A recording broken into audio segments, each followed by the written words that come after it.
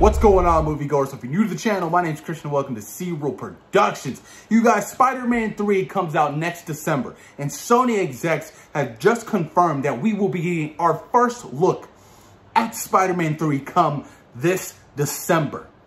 That is so crazy, that the fact that we're getting our first look. Now, keep this in mind, Spider-Man 3 just started production this week, and we will be getting our first look come December. Now, keep this in mind as well. Sony and Marvel Studios are two different companies. Marvel Studios doesn't handle their marketing for the Spider-Man films. That's Sony. So Sony is a little bit more on the, get this out, let's show the fans what we got when marketing a film. Hence now, we haven't even seen a first look at Eternals yet. Nothing. And the fact that we might get a first look at Spider-Man 3 before we get a first look at Eternals is kind of crazy to me. But I'm hella hyped for Spider-Man 3. I mean, legit, Spider-Man 3 now is at my top spot for my most anticipated film in Phase 4. I mean, how could you not? I mean, Jamie Foxx is Electro, Andrew Garfield coming back as Spider-Man, Tobey Maguire coming back as Spider-Man. Then you have Doctor Strange, who's also going to be in the film. This film is going to be huge, massive. I cannot wait to see what the hell is going to happen in Spider-Man 3. Spider-Man Homeworld. That's the title going around right now that many are thinking that's going to be the next title for Spider-Man. Now we have Spider-Man Homecoming, Spider-Man Far From Home, Spider-Man Homesick possibly. But I like the whole catch of Spider-Man Homeworld. Homeworld kind of meaning of like different worlds, because of the whole Andrew Garfield and Tobey Maguire Spider-Man making an appearance. Not even more than an appearance, because apparently Tobey Maguire doesn't care about the money. He just doesn't want to be in the suit as much. He wants to be outside of the suit so he can show more of his acting. That is even better to me, because he wants a much larger role in Spider-Man 3. Now, I have a feeling that some people are going to be like, well, do you think Tom Holland's going to be, kind of overshadowed by Andrew Garfield Spider-Man and Tobey Maguire Spider-Man? I don't think so, because ultimately it's a Spider-Man film, you guys. It's a Spider-Man film, whether you like it or not. So, obviously Tom Holland will probably have the most screen time in this third Spider-Man film, but I don't give a fuck if Andrew Garfield and Tobey Maguire have the same exact, run time and being in the film as with Tom Holland. I get to see 3 potential Spider-Man and a Spider-Man film. That is just ginormous. And a potential Miles Morales introduction into the MCU for Spider-Man 3, so dope. And it makes a lot of sense, because you think about how Miles' uncle was introduced in Spider-Man Homecoming, right? And then you have the blip happen. What if Miles didn't get snapped away? He'd be 7 years older. So let's say Miles was probably what, maybe 7 years old, maybe? I mean, possibly even, let's go like 8. That's 7 years later. So it could possibly work. It really could work. And and this is being honest, I'm sorry, but Miles Morales right now is much hotter than Peter Parker. That's just the facts.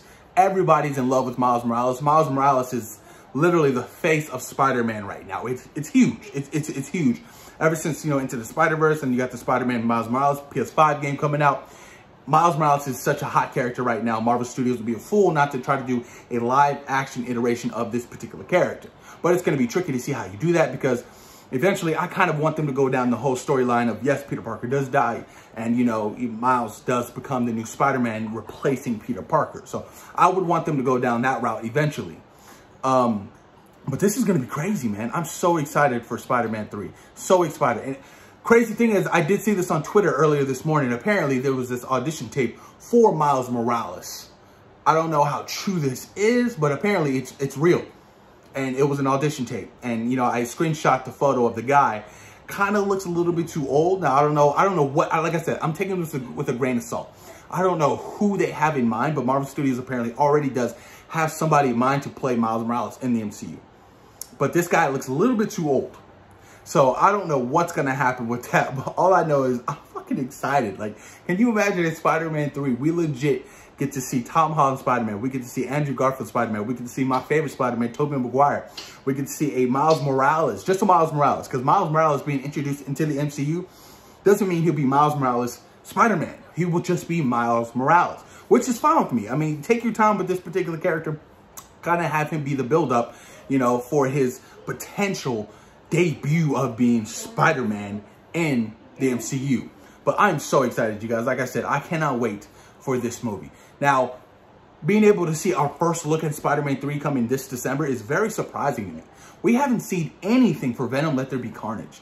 Now, Sony is also, you know, Venom Let There Be Carnage is also with Sony. So does that mean we might potentially see a Venom Let There Be Carnage marketing scheme, you know, before Spider-Man 3? Possibilities. I mean, I don't see why not. I mean, I think you guys can mix up a little quick teaser for us for Venom Let There Be Carnage. You know, this film has already been in post-production for months now. I'm pretty sure they already have, you know, something filmed for the fans, you know, for a teaser trailer or a full trailer, whatever they name it. They could drop something for Venom Let There Be Carnage. But as far as the release dates for Venom Let There Be Carnage and Morbius, they're still set on their release dates for next year, which is exciting for me.